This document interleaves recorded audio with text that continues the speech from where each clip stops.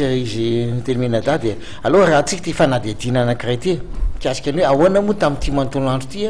ny fiampiainatsika tany amin'ny quartier général tany ny état-major nareo rehetrarehetra tany dia nitsidika tany ny mpanao gazetinay vola ravoavy zany nandeha tany dia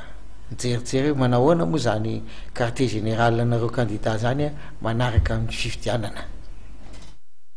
Raha ny zavatra hita tamin'ny foiben'ny candidat dia sainga mifantoka amin'ny fandraisana antaritra avy amin'ny délégué ny candidat ny anatin'ny bureau fandatsahambato ny asan'ny mpiandany amin'ny candidat Isatsokajiny. Hatramin'ny 5 teo fotoana izay nanatanterahana fandatsahambato amin'ny fifidianana filoham-pirenena fihojiana voaloha. Ny Antananarivo manokana moa zany ny responsable ny faritra rehetra rehefa lasa mandehandeha any amin'ny tetin'ny bureau de vote dia au niveau ny province ndray efa misy coach zany isaky ny province mandray ny tatitra avy any hatreto aloha zany tsy dia misy hoe zavatra spécial voarainena fa mandeha mizotra tsara aloha hatreto fifidianana mitatsika eo fur et à mesure zany mahazo vaovao zay dia efa misy tompona andraikitra mandray zany ato fa micommuniqué tsy tapaka foana zany zay amin'ny namanay any amin'ny faritra rehetra any fa mbola vao manomboka moa zany mbola vao tapaka zay mitapakandro dia mety zay mandra-parivany andro hoe magnina zavatra mety tranga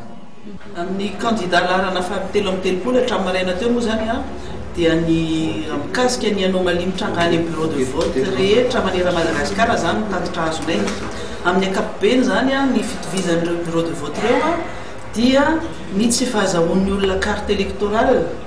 ny tsy fisoratany tsy fisian'ny olona tsy voasoratra anarana ao anatin'ny liste électorale ny fahazahoan'ny olona le nanao recensement les fiches bleues na fiche rose kanefa tsy ao anaty liste électorale dia eo ihany koa zany mikasika ny fahitana tany amin'ny faritra sasany bulletin unique efa coché dia misy ndraiky koa ny mikasika ny bureau de vote zay novaina toerana dia misy ihany koa hoe bureau de vote inexistant zay tsy mifanaraka amin'ny voalazany senita zany dia eo ny zavatra madinidinika nefa manandanja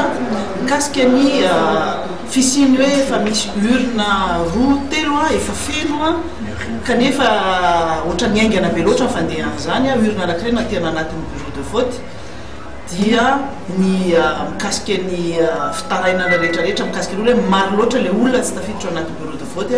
izay zany ny zavatra tena ngeza be indrindra ary mbola tsy ahitana vahaolana zany mikasika ny fandraisana andraikitra zany ka eo niveau ny le président Fokontany dia misy président Fokontany tsy nizara mihitsy carte électorale ary androany maraina zany masokatra ny bureau de vote zay tara ny fivoany no natonga an'izay savorivory zay satria tsy mizara ny carte électorale eo ihany koa mikasika ny lehibe ny président bureau de vote zay mikasa anakatina alohan'ny fotoana ny bureau mpifidianana kanefa ny lalàna mazava tsara hoe rehefa tsy misy olona mifidy intsony dia afaka hidina amin'ny 5 zany ny bureau ny fifidianana fa raha toa kosa mbola misy olona milahatra ary mbola vonona hifidy ireo olona reo na firy tsy maintsy miandro daholo ny président ny bureau de vote sy ny membre ny bureau de vote sy ny délégué rehetra 20 kilomètres d'ici koa misy bureau de vote koa amin'ny commune Ambalasoa misy malaso manafika amin'izao fa sy mbola misy fitraikany amin'ny raha ary zany fa le olona iza nisy nanino le olona ndefidy zany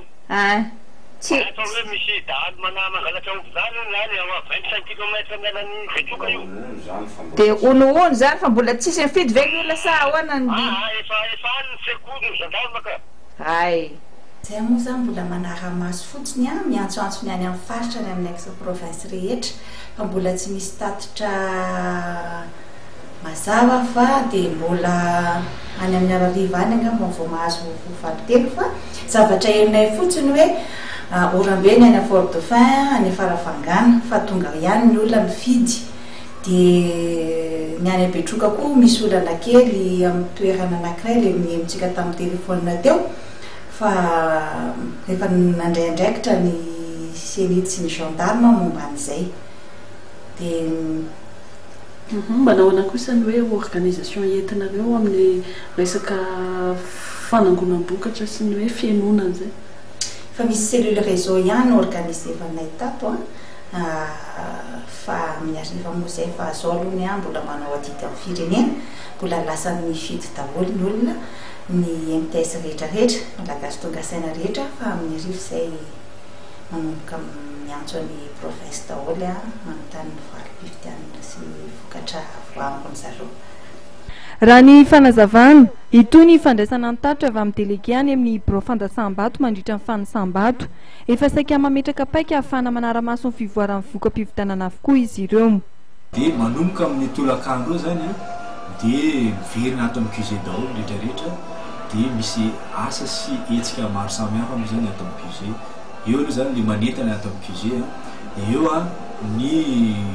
mandray ny andraikitra sy tandrify azy daholo zany ny namana rehetra ny teknisiana rehetra ny ao ny andraikitra ny antso tarby zay manerana ny tompony andraikitra ny MDM any amin'ny district Ray Manontolo dia misy foana zany ho hitantsika eo mandraikitra ny antso tarby zay misy ihany koa ny mampita vaovao avy aty aminay misy ny équipe manao forum en ligne zay mandefa ny vaovao zay zany efa ela tokoa nefa niomana ary teknika zany misy centrale informatique efa napetraka efa mifanana daholo misy équipe roapolo ato zany avantage ny centrale informatique ary misy keo mifanifanana efa natomboka efa elaela zay amreo délégué de vote rehetra eran'ny de vote rehetra manerana nosy ionay zany midina tantanantany daholo nanao formation misy ny faritra Tananarivo napikarika Tananarivo nefa Vakinankaratra tarito amin'ny fahadaniny Tomasina napikarina tao Tomasina misy ny voatsarany district mihitsy efa reny district sarotsarotry reny dia tanytolotany mihitsy ohatrany zany ny Nosy sy Mananara maro mihitsy dia tany mihitsy naman'ny formation